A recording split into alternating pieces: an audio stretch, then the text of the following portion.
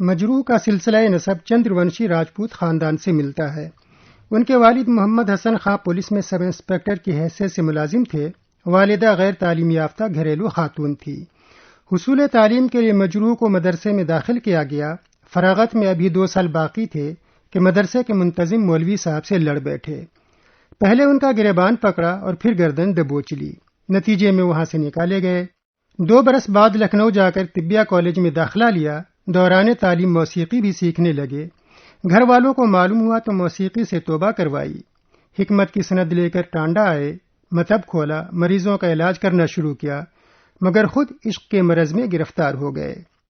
سو چاہتے یا نہ چاہتے ہوئے انہیں اپنے مطب، مریضوں اور محبوبہ کو چھوڑ کر آبائی وطن سلطان پور لوٹنا پڑا۔ شاعری کا آغاز کیا تو باضابطہ اصلاح کے لیے کلام مولانا عاصی کو بھیجا۔ اصلاح شدہ کلام دیکھا تو استاد کو لکھا، میرا مقصد کلام پر اصلاح لینے کا تھا، اشعار میں اضافہ کروانے کا نہیں۔ جواب میں استاد نے بھی لکھ بھیجا، میاں اس طرح کی اصلاح کے لیے میرے پاس بھی وقت نہیں ہے، کوئی دوسرا استاد ڈھونڈ لو۔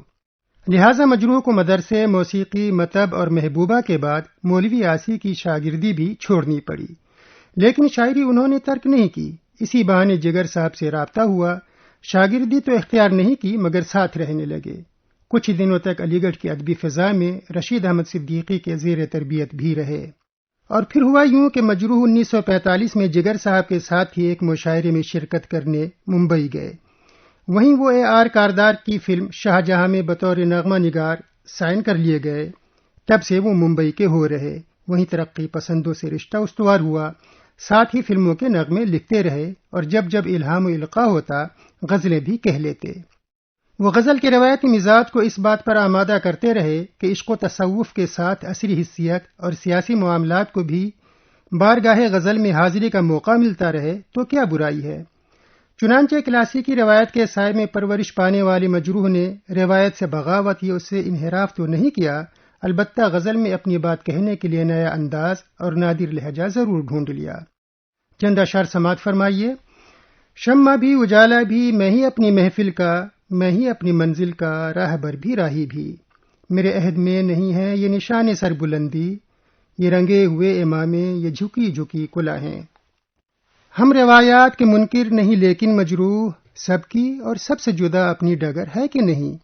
تسلیم کرنا چاہیے کہ مجروح نے مانوس استعاروں کو نئے علائم میں تبدیل کر کے غزل کو ایک انوکھی شناخت دینے کی کوشش کی اور بڑی حد تک اس میں کامیاب ہوئے۔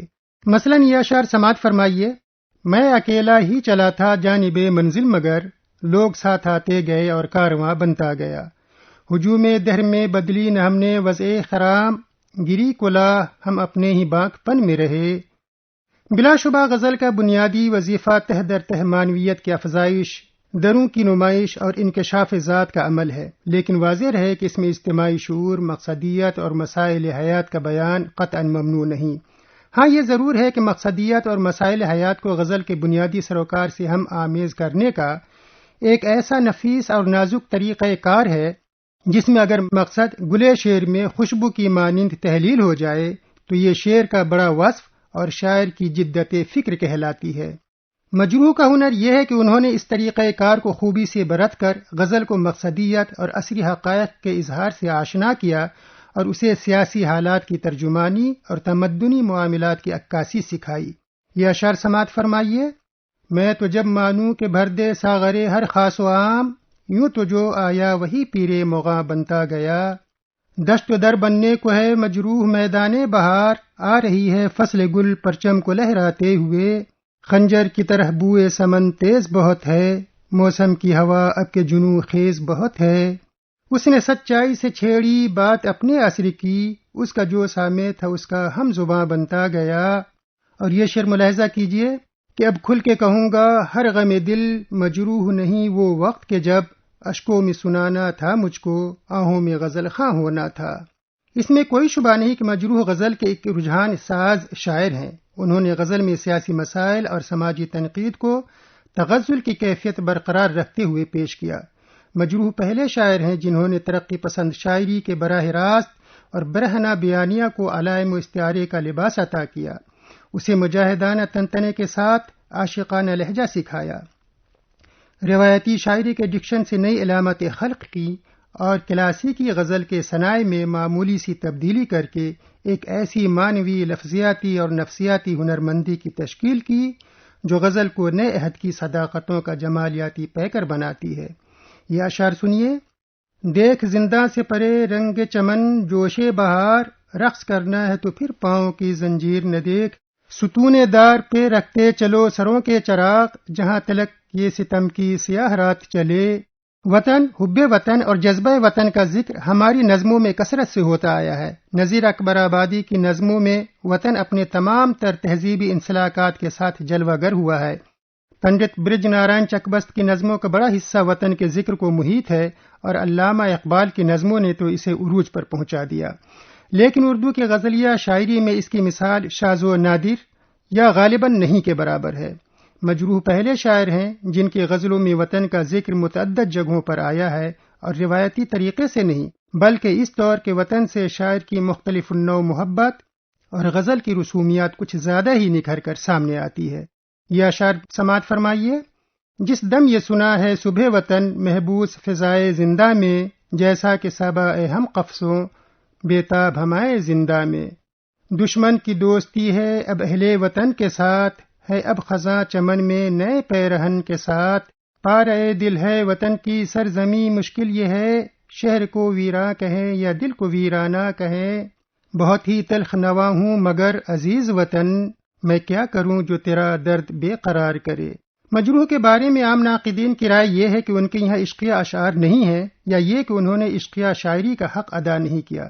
نہیں صاحب، مجروح پر یہ الزام قطعاً درست نہیں ہے کہ انہوں نے عشقیہ شاعری کا حق ادا نہیں کیا۔ ان کے بیشتر عشقیہ اشعار محض عشق کا بیان نہیں بلکہ وجد آفریں کیفیت، منہ بولتی تصویر اور جیتا جاگتا منظر ہیں۔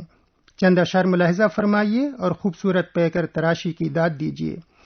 سوال ان کا، جواب ان کا، سکوت ان کا، خطاب ان کا، ہم ان کی انجمن میں سر نہ کرتے ہم تو کیا کرتے۔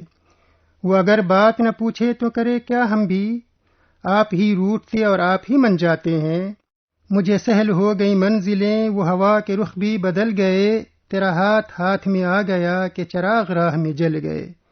ہم تو پائے جانا پر کر بھی آئے ایک سجدہ، سوچتی رہی دنیا کفر ہے کہ ایمان ہے۔ کہنے کی اجازت دیجیے کہ مجروح کے یہاں تخیل کی جدت، معنی کی وسعت اور اظہار و ابلاغ کی بے پناہ صلاحیت ہے۔